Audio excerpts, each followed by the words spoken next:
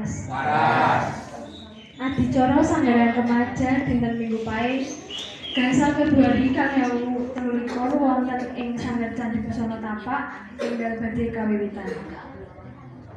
Dumateng tuntunan Krohanyang Sabda Dharma ingkang saduh kinurmatan, dumateng pengurus Persada, pengurus Yasrat, koordinator wanita, koordinator remaja ingkang kawula hormati.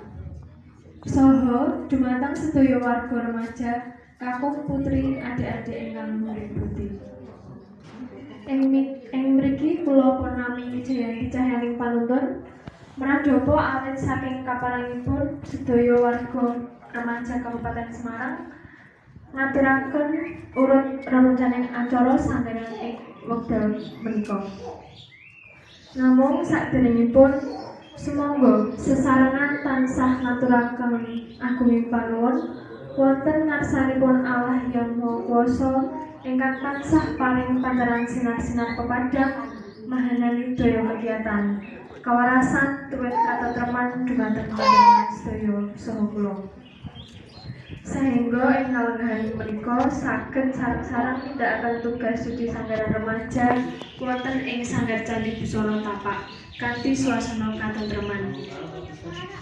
Agenging panuwun kula aturaken dumateng Panuntun Agung Sri Utomo ingkang dipun pitados saking Allah Yang Maha Kuwasa nampi wahyu ajaran pangolaing gesang rohani saha jasmani ingkang kasebat Krohanyang Sabda Dharma. Ugi agenging panuwun kula aturaken dumateng Tuntunan Agung Sri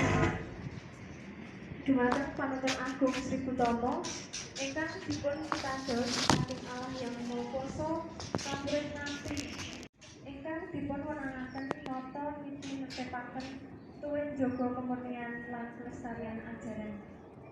Para rawuh ingkang sampun kinurmatan, bilih adicara sanggaran ingkang sampun karakit dhateng pengurus remaja badhe kawula aturaken. Adicara ingkang sepisan inggih punika hening pambuka ingkang badhe dipuntuturi dhumateng Saudara Danang Sasmito.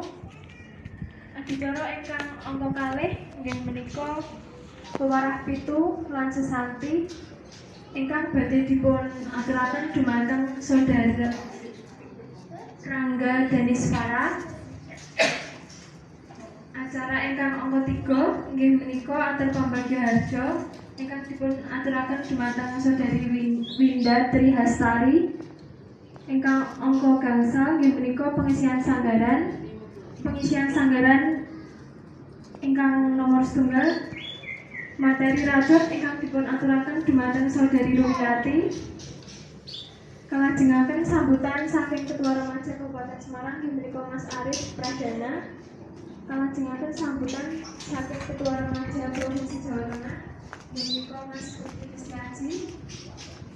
Acara sanggaran ingkang wonten inggih menika pengarahan ingkang dipun sujud dhumateng Kabupaten Semarang inggih menika Bapak Hadi Suritno. Nggih, Dik. Nggih, pokoke semangat pokoke, Dik. Semangat ibu-ibu. Nek nggih, lah tanpa jenengan mangke nika anak-anake dong. Pripun? Tenan petene ya lho. Petene tenan. Ya. Sing masak wong mantep. Nggih petene. Saudara Danang Sasmito, saya persilahkan.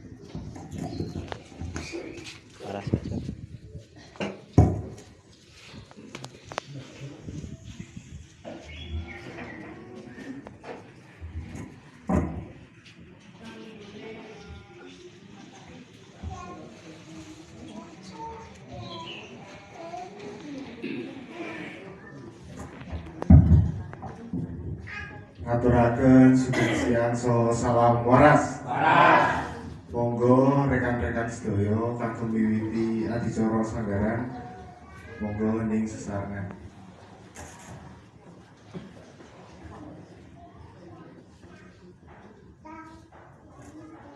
Allah yang Maha Agung, Allah yang Maha Rohim, Allah yang Maha Adil, Allah yang Maha Kuwasa. Kawula sedaya marak sowan wonten ngarsa paduka saperlu sujud nyuwun pangapunten sedaya kasalahan, ugi mertobat boten badhe bangsuli kesalahan ingkang sami malih. Yang Maha Kuwasa, mugi paring pangapura dhateng sedaya arwah leluhur kita. Mugi sedaya kesalahan kaparingan pangapura saha sedaya arwah sucinipun katampi wonten ngarsa Yang Maha Kuwasa. Yang Maha Kuwasa, mugi paring pangapunten dumateng arwah pahlawan ingkang labuh-labet dumateng bangsa Indonesia. Mugi kesalahanipun kaparingan pangapura saha arwah sucinipun katampi wonten pangarsanipun Yang Maha Kuwasa. Satraju Aku cek mak esling sing aku tak tanganku gopak tak ilat-ilat ngono. Warah pitu. Wajibing warga Sabda Dharma saben warga kudu netepi wajib. 1. Setya tuhu marang Allah yang Maha Agung, Maha Rakib, Maha Adil, Maha Wasisa lan Maha Langgeng. 2. Kanthi jujur lan sucining ati kudu setya anindakake angger-angger ing negarane. 3. Melu cawe-cawe acan cut tali wanda njaga ategi nusa lan bangsane. Foto sampai 100. 4. Setulung marang sapa bae yen perlu kanthi ora duweni pamrih apa bae kajaba mung rasa welas lan asih. 5. Lupa. Wani urip kanthi kapitayan saka kekuatane dhewe. 6. Tanduke marang warga bebrayan kudu susila kanthi alusing budi pakarti tansah agawe pepadang lan marming liyan. 7. Yakin yen kahanan donya iku ora langgeng tansah owah isir anyapra manggilingan.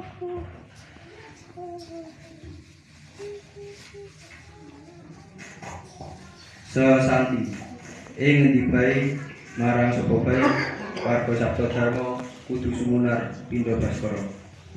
Salam waras.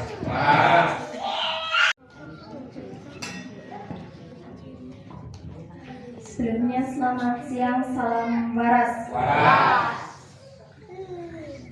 Kepada Bapak Hari Suyitno selaku tuntunan Kerohanian Kabupaten Semarang yang berhormat, kepada Mas Ferdi Kristiaji selaku Ketua Remaja Provinsi Jawa Tengah yang saya hormati, kepada Mas Arif Pradana selaku Ketua Remaja Kabupaten Semarang yang saya hormati, dan juga kepada kalian semua saudara-saudara yang ada di sini yang saya hormati dan juga saya banggakan.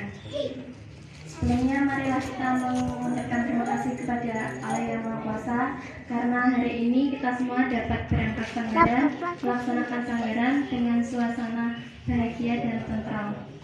Dan mengaturkan terima kasih juga kepada Bapak Panutan Agung Sri Utama yang telah menerima wahyu ajaran Kerohanian Sabda Dharma, dan juga kepada Ibu Sri Pantanam yang juga telah menata, meneliti, serta menyampaikan ajaran Kerohanian Sabda Dharma. Di sini saya akan menyampaikan materi rajut. Yang akan saya sampaikan ada 2 di sini. Yang pertama yaitu sejarah rajut itu sendiri, dan yang kedua adalah tujuan atau manfaat dari rajut.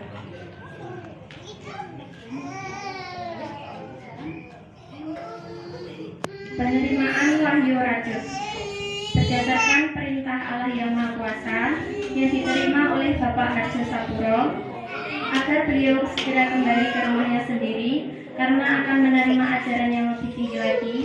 Maka pada tanggal 13 Februari 1953 pagi hari telah berkumpul di rumah Bapak Harjo Sapuro, yaitu yang pertama Bapak Harjo Sapuro, yang kedua Bapak Joyo Caimun, yang ketiga Bapak Kemi Handini, yang keempat Bapak Somogiman, yang kelima Bapak Darmo, dan yang keenam adalah Bapak Raksol Kasiring.